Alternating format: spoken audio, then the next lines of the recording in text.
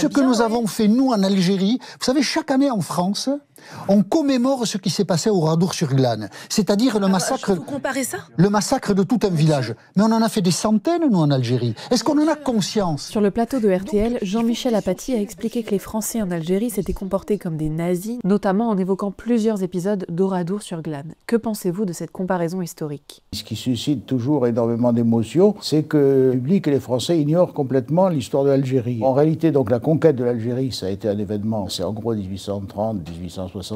Les méthodes de conquête, surtout à partir de 1840, ça a consisté essentiellement à soumettre les tribus, donc les populations rurales, des agriculteurs essentiellement, en brûlant éventuellement leurs récoltes, en coupant leurs arbres fruitiers, en s'emparant de leur bétail, quelquefois aussi en les obligeant à quitter leur campement pour les emmener dans d'autres endroits. Donc ça a été quelque chose de très violent. On évalue perte humaine à peut-être 300 000 personnes, peut-être un peu plus, sur une population d'environ 3 millions d'habitants. La guerre d'Algérie, c'est autre chose. La guerre d'Algérie, donc, on la connaît un peu plus. 7 ans, une armée française de 500 000 hommes et une politique, donc, guerre de contre-guérilla. Les estimations raisonnables tournent autour de 400 000 Algériens musulmans, donc, qui auraient péri à cette époque-là. Du fait des armées françaises, mais aussi certains des troupes de la LN, c'est-à-dire du FLN. Les raisons de la guerre d'Algérie, c'est que pendant un grand nombre d'années, le gouvernement français ont refusé des réformes qui auraient permis d'associer d'abord davantage les populations musulmanes de devenir à l'Algérie, de devenir autonomes et indépendantes. On a laissé le champ libre aux nationalistes algériens les plus intransigeants et les plus violents.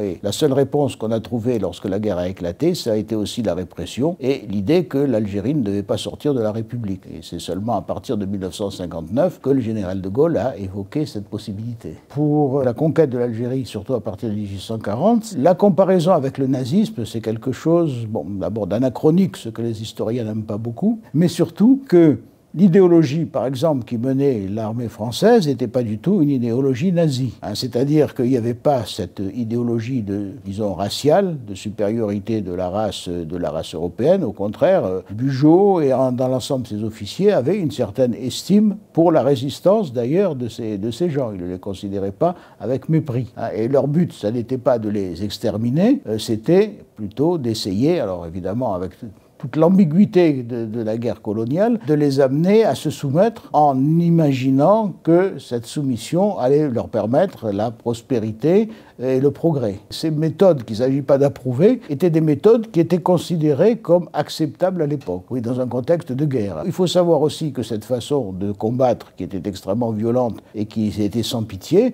elle était menée à la même époque lorsqu'il y avait les révoltes ouvrières en France aussi. C'est-à-dire que, par exemple, lorsqu'il y avait une ville qui se soulevait, il y avait un système qui était très simple. Dans chaque rue, une colonne d'un côté, une colonne de l'autre, qui se protégeaient mutuellement des feux que les ouvriers les révoltés pouvaient leur infliger. Lorsque toute la rue était occupée, on montait dans les maisons, on regardait les mains des gens. Ceux qui avaient les mains noires, c'était ceux qui avaient tiré parce qu'ils avaient utilisé de la poudre. Ils étaient immédiatement emmenés en bas et fusillés. À quels épisodes de l'histoire française Jean-Michel Apathy aurait-il plutôt pu faire référence? Les épisodes qu'on appelle très regrettables d'ailleurs, et là aussi qui relèvent du crime de guerre, ce sont ce qu'on appelle les enfumades qui ont eu lieu au moment de la conquête de l'Algérie. C'est le général Bugeaud, et puis aussi d'ailleurs d'autres généraux, comme le général Lamoricière, qui ont lancé cette cette stratégie de domination de territoire algérien. C'est une guerre qui est à peu près analogue à celle que les Français avaient menée par exemple en Espagne, au moment de la guerre de Napoléon en Espagne, par exemple. On en connaît au moins 3, mais il y en a peut-être eu d'autres. Les populations se sont réfugiées dans des grottes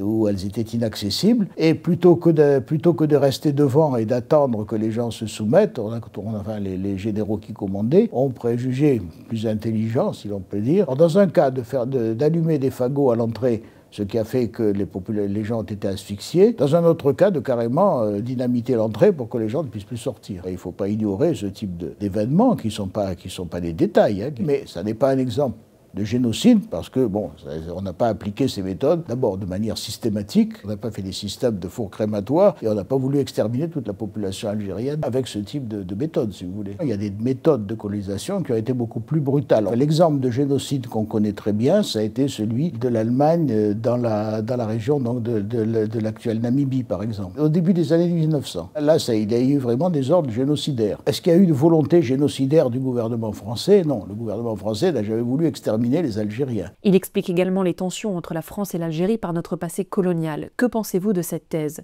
Ces déclarations peuvent-elles entretenir un ressentiment d'une partie des Algériens et des Franco-Algériens à notre égard ? Je ne crois pas qu'on puisse dire que tout s'explique par le passé colonial. L'Algérie est quand même indépendante depuis 60 ans. Est-ce qu'on peut considérer que les gens qui dirigent l'Algérie actuellement sont uniquement là par la suite de l'héritage français ? Bon, c'est quelque chose qui est assez discutable. L'Algérie, c'est peut-être aussi l'héritage de la guerre civile des années 90, des années noires. Si effectivement le gouvernement algérien insiste beaucoup trop sur cette période-là, peut-être pour éviter de parler de problèmes plus délicats, c'est-à-dire comment s'est organisé le pouvoir algérien pendant la guerre d'Algérie, au moment de l'indépendance, comment il l'a gardé, comment s'est produite la guerre civile, tout ça sont des questions qui sont délicates. Alors c'est peut-être plus facile effectivement d'accuser la France. La France a énormément de choses à se reprocher, mais en même temps c'est pas la peine non plus de l'assimiler aux nazis ou de faire ce genre de reproches.